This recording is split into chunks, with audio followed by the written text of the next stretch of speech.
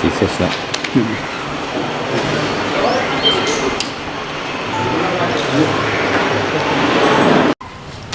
జగిత్యాల పట్టణంలోని 4520 double bedroom ఇండ్ల నిర్మాణం పూర్తయి ఒక 520 ఇండ్లకు పూర్తి స్థాయిలో కరెంటు స్తంభాలు, మెయిన్ లైన్, ట్రాన్స్ఫార్మర్లు అన్నీ కూడా ఏర్పాటు చేసి దానికి అవసరమైన నీటి వసతుల కోసం 7 కోట్లతోటి మెయిన్ పైప్ లైన్ నుండి టిఆర్ నగర్ వద్ద ఒక సంప్ ఏర్పాటు చేసి మళ్ళీ సరస్వతి టెంపుల్ పైన కూడా ఒక ఓహెచ్ఎస్ఆర్ ఓవర్ ట్యాంక్ కట్టి పూర్తి స్థాయిలో 520 ఇండ్లకు నీళ్ళిచ్చే కార్యక్రమాన్ని పూర్తి చేయడం జరిగింది.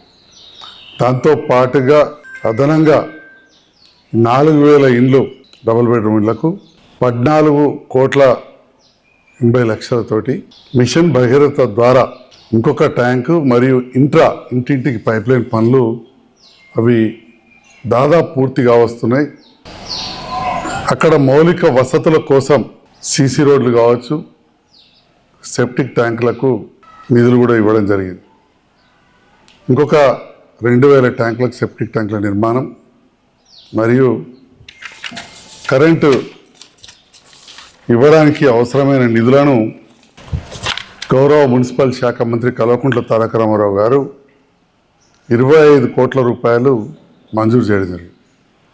దాంట్లో భాగంగా పంచాయతీరాజ్ శాఖకు ఆ నిధులు ఇచ్చి వైపు సెప్టిక్ ట్యాంకులు, డ్రైనేజ్ మరియు 3,60,00,000తోటి ఆ 4000 ఇండ్లకు కరెంటు స్తంభాలకు కూడా నిధులు ఇవ్వడం జరిగింది. అంటే ఈ రకంగా మొత్తంగా చూస్తే 240 కోట్లతోటి 4,520 డబల్ బెడ్రూమ్ ఇండ్లు, డైనింగ్ హాలు, వంటశాల, బాత్రూమ్ అంటే ఒక్కొక్క ఇంటికి ఒక 4 ఇండ్లు, 4 గదులు, అట్లా 4,520 ఇండ్లు రాష్ట్రంలో ఏ జిల్లా కేంద్రం కాదు, ఏ పట్టణంలో కూడా ఒక నియోజకవర్గానికి సంబంధించి ఎక్కడ కూడా కట్టలేదు. అది ఇక్కడ జగిత్యాలలో కేసీఆర్ గారి సహకారంతో, యువత నాయకురాలు కవితమ్మ గారి సహకారంతో ఇక్కడ మంజూరు చేయించుకొని అప్పుడు కల్వకుంట్ల తారక రామారావు గారి చేతుల మీదుగా భూమి పూజ చేసుకున్నాం. ఆ సందర్భంలో మరి మన ప్రస్తుత ఎమ్మెల్సీ అప్పటి శాసనసభ్యులు శ్రీ జీవన్ రెడ్డి గారు ఆ కార్యక్రమంలో కూడా పాల్గొన్నారు. నిన్న ఆ రోజు తర్వాత నాకు తెలిసి అఫీషియల్గా మళ్ళీ వాళ్ళు నిన్న పర్యటించారు అక్కడికి. పత్రికలలో అయితే నేను ఎప్పుడు చూడలేదు, మరి ఏదైనా మిస్ అయితే సబ్జెక్టు కరెక్షన్ కానీ నాకు తెలిసి ఏనాడు కూడా సమీక్షించడం కానీ వాటి పురోగతి పైన అక్కడ ఏం జరుగుతున్నాయని చెప్పి ఏనాడు కూడా వారు పరిశీలించలే. చాలాసార్లు కూడా నేను ఇంతకుముందు చెప్పినట్టు రోడ్లు వేసినప్పుడు కావచ్చు, ఈ మిషన్ భగీరథ పనులు అప్పుడు కావచ్చు, అధికారులు డెఫినెట్గా ప్రోటోకాల్ ప్రకారం ఇన్ఫర్మేషన్ ఇస్తారు. వాళ్ళు ఇవ్వకున్నా కానీ ఒక శాసనమండలి సభ్యునిగా, సీనియర్ నాయకునిగా వారికి కూడా బాధ్యత ఉండేది. అన్నీ వదిలేసి ఏనాడు కూడా రివ్యూ చేయకుండా నిన్న చూసి వచ్చి 3 నెలల్లో మీ అందరికి ఇళ్లకు పంపించి భోజనాలు చేస్తాం మీతో అన్నారు. చాలా కొద్ది పని మిగిలింది, అది చేయిస్తే సంతోషం. కానీ ఇక్కడ చెప్పేది ఏంటంటే ఏది 25 కోట్లు మంజూరైనాయో ఆ పనులు ప్రారంభిస్తాం అనగానే పై అధికారుల నుంచి అధికారికంగానో అనధికారికంగానో ఏం చెప్పినరో ఈ కొత్త ప్రభుత్వం కానీ ఇక్కడ అధికారుల పనులు మొత్తం ఆపేసి పెట్టారు. ఆ సందర్భంలో నేను గౌరవ ముఖ్యమంత్రి శ్రీ రేవంత్ రెడ్డి గారిని కలిసి 12వ నెల 19వ తేదీ నాడు రాసుకొని వారికి 22వ తేదీ నాడు లెటర్ ఇస్తే వారు కూడా కిందికి లెటర్ రాయడం జరిగింది.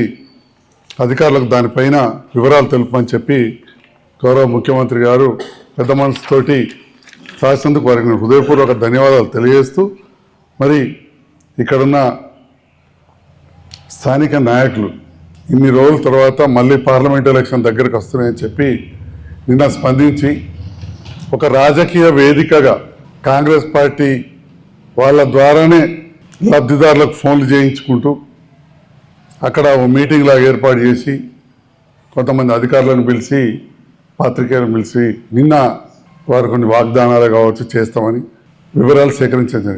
చాలా బాధాకరం ఏంటంటే నేను ఈరోజు పత్రికల్లో చూస్తే ఒక ప్రధాన పత్రికల్లో 2009లో మేము ప్రారంభిస్తే 14 తర్వాత వచ్చింది మా ప్రభుత్వం. ఈ తెలంగాణ ఏర్పడిన తర్వాత ఈ ప్రభుత్వం ఇందిరమ్మ ఇండ్ల పథకాన్ని ఆపేసినామని చెప్పడం చాలా దురదృష్టకరం. 2009 ఆ సందర్భంలో అక్కడ ప్రారంభించిన మాట వాస్తవమే.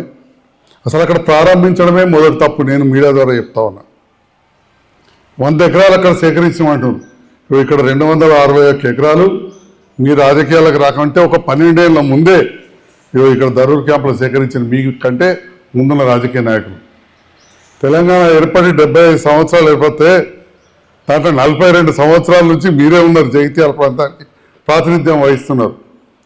ఇప్పుడు ఏదైతే నూకపల్లి ఉన్నదో అక్కడికి మీరు సమితి ప్రెసిడెంట్ 81 ప్రాతినిధ్యం వహిస్తున్నారు. అంటే స్వతంత్రం వచ్చిన దానికంటే సగం కంటే ఎక్కువ 60% రాజకీయాల్లో ప్రజలు మిమ్మల్ని ఆశీర్వదించి చూస్తే ఎన్నింటికి కట్టించారో చెప్పాలి జీవన్ రెడ్డి గారు మిమ్మల్ని. ఈ సందర్భంగా నేను అడుగుతా ఉన్నా. అదే మొదటిసారి పోటీ చేసి ఓడిపోయి నేను ఓడిపోయినా కానీ కవితమ్మ గారికి మీరు ప్రారంభించి మీరు 2009లో ఓడిపోయిన తర్వాత ఏదైతే నిలిపేసినరో మీరు ఓడిపోగానే నిలిపేసినరు. మంత్రిగా ఉన్నప్పుడు ప్రారంభించిన వార్త వాస్తవమే, అది తెలుసు. మీరు ఓడిపోగానే నిలిపేస్తే కానీ నేను ఓడిపోయినా కానీ అక్కడ పథకాన్ని ప్రారంభింపజేయించి మీరు 4000 చిన్న గదులు కట్టించే పథకం వేస్తే 4520 డబల్ బెడ్రూమ్ ఇలాంటి ఒక్కొక్క ఇంటికి 4 గదుల చొప్పున మరి ఆలోచన ఏంటి, దాదాపు 20,000 గదులు 20,000 మంది ఉండే విధంగా అక్కడ నిర్మాణాలు చేసినాం. మీరు ఇంకొక మాట కూడా అన్నారు, అక్కడ సేకరించిన వాస్తవానికి ఆనాడు నీళ్లు లేవు, అక్కడ సరైన రహదారులు లేవు. ఇక్కడ దరూర్ క్యాంపు పక్కనే స్థలాలు అప్పుడు పుష్కలంగా అందుబాటులో ఉన్నా కానీ మీరు అక్కడికి పోయి బీద వాళ్ళని అక్కడ 4,000 ఇళ్ళని చెప్పి అక్కడ ఊరు బయట వేసేసింది. ఇక్కడ హౌసింగ్ బోర్డుకు మరి ఇన్ని ఎకరాలు ఇచ్చారు. ఇవ్వాలటి వరకు కూడా మన కలెక్టరేట్ వీటన్నిటికి వచ్చినాయి. మీరు ఆనాడే బీద బడుగు బలహీన వర్గాలైన జగిత్యాల ప్రజలకు ఇక్కడ కట్టియాల్సింది ఇదే దరూర్ క్యాంపులో. అలా మా పాత్రికేయ మిత్రులకు కూడా ఇచ్చుంటే ఇంకా సంతోషం ఉండు. ఓ 2 3 ఇచ్చారు అంతే. ఇవాళ కలెక్టరేట్ అవసరం ఉంటే మీకంటే ముందు అది 1974 16 మార్చి నాకు అనుకుంటా. అంటే మీ రాజకీయాలకు రాకంటే జస్ట్ ఒక 6-7 ఏళ్ళ ముందే చెలియల్ ఫామ్ వచ్చింది. అక్కడ కూడా చేసుకోవచ్చుండే. మీ రాజకీయాలకు రాకండి చెలియల్ ఫామ్లో చేసుకోవచ్చు. మ్యాంగో మార్కెట్ చేసింది కదా, అక్కడే చేసుకోవచ్చుండే. అంటే అవసరమైన వాటిని తీసుకపోయి మీరు ఊరు బయట పెట్టారు. మొన్న కూడా మెడికల్ కాలేజీని తీసుకుపోయి అక్కడెక్కడో పెడతా అంటారు. జేఐటీ గారు తీసుకుపోయి ఆ గుట్టలలో పెట్టినట్టు.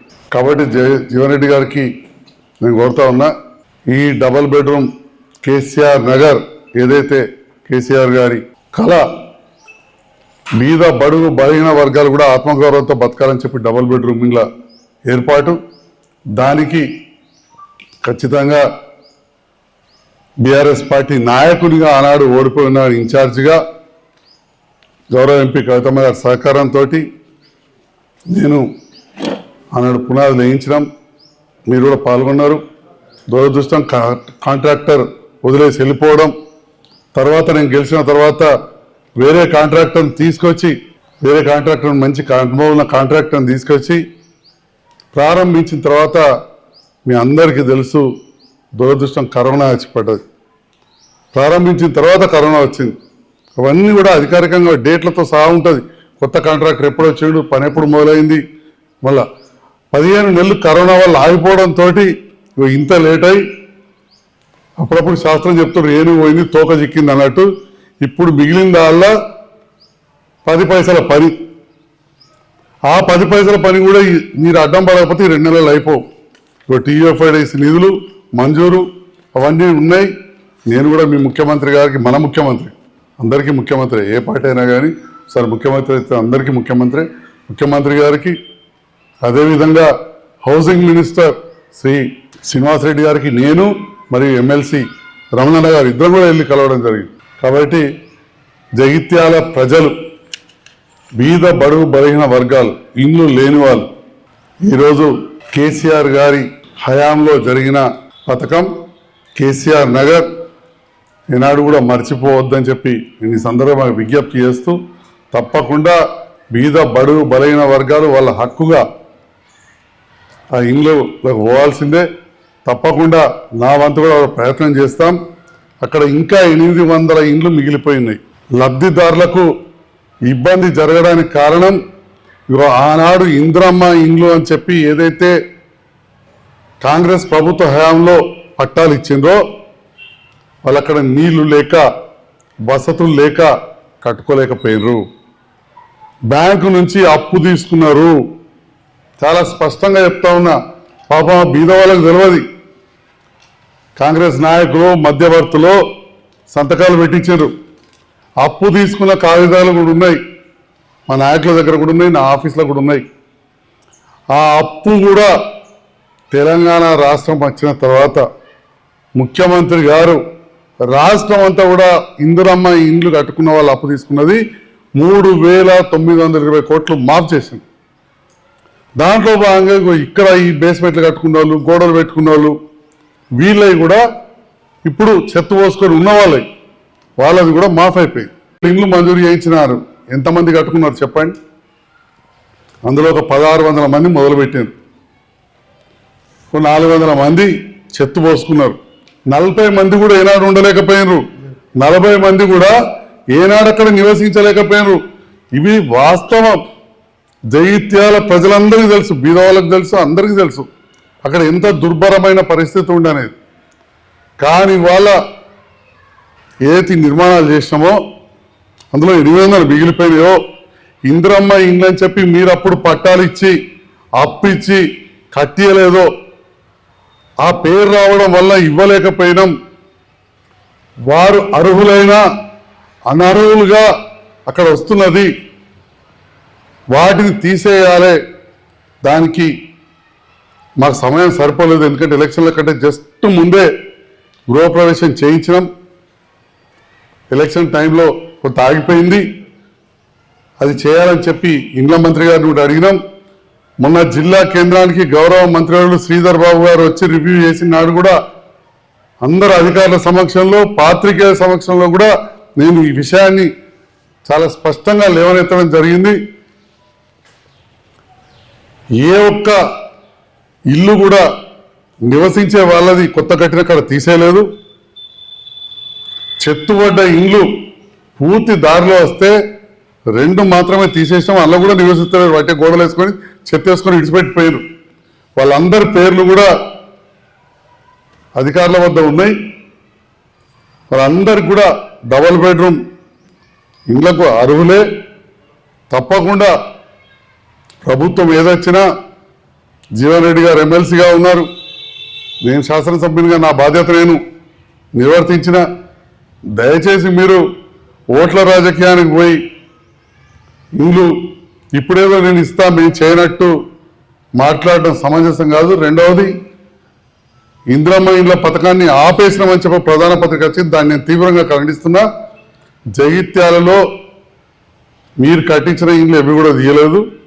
అసలు అక్కడ కట్టుకునే పరిస్థితే లేదు, కట్టుకున్నా ఉండే పరిస్థితే మీరు కలిపేయలేదు. కానీ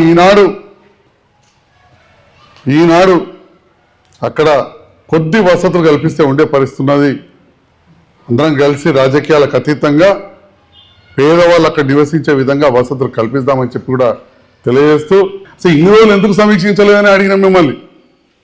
ఓడిపోతే ఏమున్నది? ఎమ్మెల్సీగా ఉన్నారు, సమీక్షించాల్సిన సీనియర్ నాయకులు. 2009లో మీరు ఓడిపోతే ఏంది?